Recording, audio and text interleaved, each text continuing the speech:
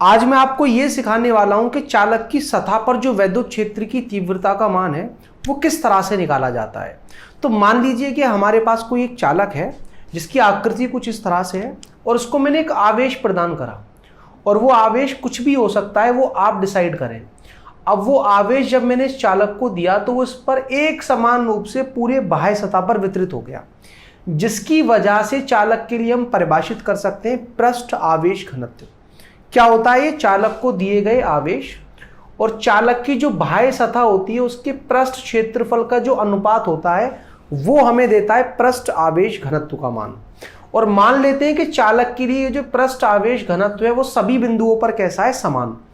तो मैं क्या कह रहा हूं, मेरे पास एक चालक है जिसका पृष्ठ आवेश घनत्व कितना है, सिग्मा।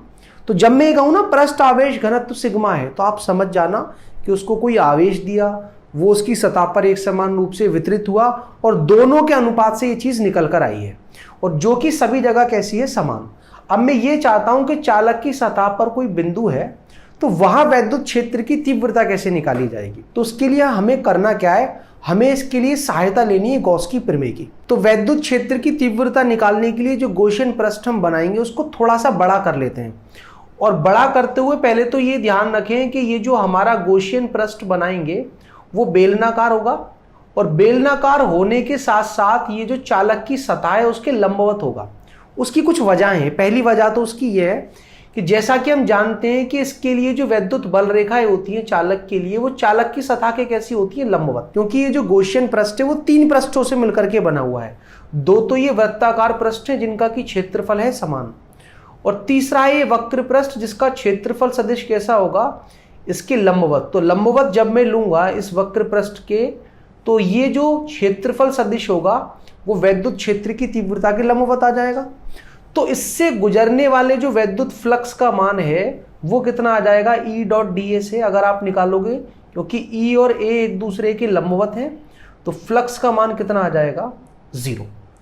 अब बात करें इन दोनों वृत्ताकार पृष्ठों की, तो ये जो वृत्ताकार पृष्ठ है ये वास्तव में बिल्कुल सतह के ऊपर होगा और बिल्कुल इतनी ही दूरी पर होगा। ये दूसरा वृत्ताकार पृष्ठ ये भी बिल्कुल सतह के पास में ही होगा। होंगे दोनों सतह से बराबर दूरी पर। क्या आप थोड़ी सी दूरी ऊपर तो इस वाले वृत्ताकार पृष्ठ को लोगे और थोड़ी सी दूरी अंदर इस वाले वृत्ताकार पृष्ठ को लोगे, क्योंकि गॉसियन पृष्ठ हमें सिमेट्री क्या कहें, सममित बनाना होता है। अब इस वाले वृत्ताकार पृष्ठ की बात करूं तो वैद्युत क्षेत्र की तीव्रता इस दिशा में और क्षेत्रफल सदिश भी इसी दिशा में होगा।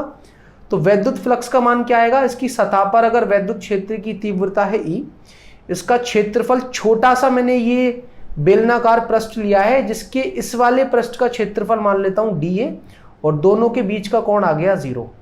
तो इस वाले वृत्ताकार पृष्ठ से कितना वैद्युत फ्लक्स पास हुआ, E डॉट dA। बात करूं इस वृत्ताकार पृष्ठ की, क्योंकि ये वाला वृत्ताकार पृष्ठ कहां आ रहा है, चालक के अंदर, और चालक के अंदर वैद्युत क्षेत्र की तीव्रता का मान होता है 0। भले ही इसका क्षेत्रफल इस वाले वृत्ताकार पृष्ठ के क्षेत्रफल के बराबर है, तो बीच का कोण कुछ भी रहा हो तब भी वैद्युत फ्लक्स 0 आएगा, क्योंकि E 0 है।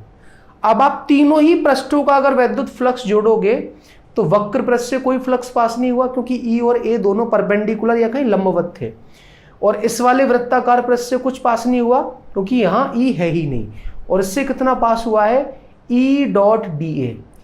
और ये जो E है ये सतह पर वैद्युत क्षेत्र की तीव्रता का मान है, और dA इस वृत्ताकार पृष्ठ के क्षेत्रफल का मान है। वो किसके बराबर होना चाहिए, 1/ε0 किसके, उस आवेश के जो इस बेलनाकार पृष्ठ के अंदर आ रहा होगा। अब जब मैंने आपको इस पृष्ठ के लिए पृष्ठ आवेश घनत्व निकालकर दिखाया था तो पूरे के पूरे चालक को दिए गए आवेश और चालक की बाह्य सतह का जो क्षेत्रफल है दोनों के अनुपात से निकाला था। लेकिन ध्यान रखना कि ये जो पृष्ठ आवेश घनत्व है, अगर आप कोई छोटा सा एक क्षेत्रफल लेते सतह पर जो कितना होता dA, और उस छोटे सी सतह पर छोटा सा जो आवेश होता उन दोनों का अनुपात निकालते, तब भी पृष्ठ आवेश घनत्व समान ही आता। तो यहां पर मुझे दिख रहा है कि ये जो वृत्ताकार पृष्ठ है इसका क्षेत्रफल बहुत कम है dA, तो उस पर जो आवेश आएगा वो कितना आ जाएगा, सिग्मा इंटू dA। और वही आवेश होगा जो इस बेलनाकार पृष्ठ के अंदर आ रहा होगा, क्योंकि देखो इतने एरिया के अंदर या इतने क्षेत्रफल के अंदर जो आवेश है वही गॉसियन पृष्ठ के अंदर का आवेश है। तो उसको आप क्या लिखोगे, सिग्मा इंटू डी ए। तो आप क्या देखोगे, डी ए से डी ए कट जाएगा, तो वैद्युत क्षेत्र की तीव्रता का मान कितना आ जाएगा, सिग्मा बटे एप्सिलॉन नॉट। वो एप्सिलॉन नॉट जो मैंने यहाँ नहीं लिखा है वो आपको लिख लेना है। तो वैद्युत क्षेत्र की तीव्रता का मान चालक की सतह पर क्या होता है, सिग्मा बटे एप्सिलॉन नॉट। सिग्मा क्या है, चालक के लिए पृष्ठावेश घनत्व, और एप्सिलॉन नॉट तो नियतांक होता है 8.85 गुणा 10 की घात -12। मात्रक आपको पता ही होगा, कूलम स्क्वायर प्रति न्यूटन मीटर स्क्वायर। अब आपको ये तो समझ में आ ही गया होगा कि चालक की सतह पर वैद्युत क्षेत्र की तीव्रता का मान किस तरह से निकालते हैं। अब मैं आपको ये समझाता हूं कि किसी भी युक्ति को बाह्य वैद्युत क्षेत्र के प्रभाव से बचाने के लिए हम किस प्रक्रिया का प्रयोग करते हैं। वैसे इस प्रक्रिया को हम कहते हैं स्थिर वैद्युत परिरक्षण, इलेक्ट्रोस्टैटिक शील्डिंग। अगर आप जानना चाहते हो कि वो किस तरह से की जाती है तो आप इस वीडियो पर क्लिक कर समझ सकते हो। और आप पहले अध्याय विद्युत आवेश तथा क्षेत्र से संबंधित कुछ भी पढ़ना चाहते हो तो आपके लिए हमने प्लेलिस्ट तैयार की है, इस पर क्लिक कर जो टॉपिक आप पढ़ना चाहते हो पढ़ लो। कुछ ना समझ में आए कमेंट करके पूछ लो।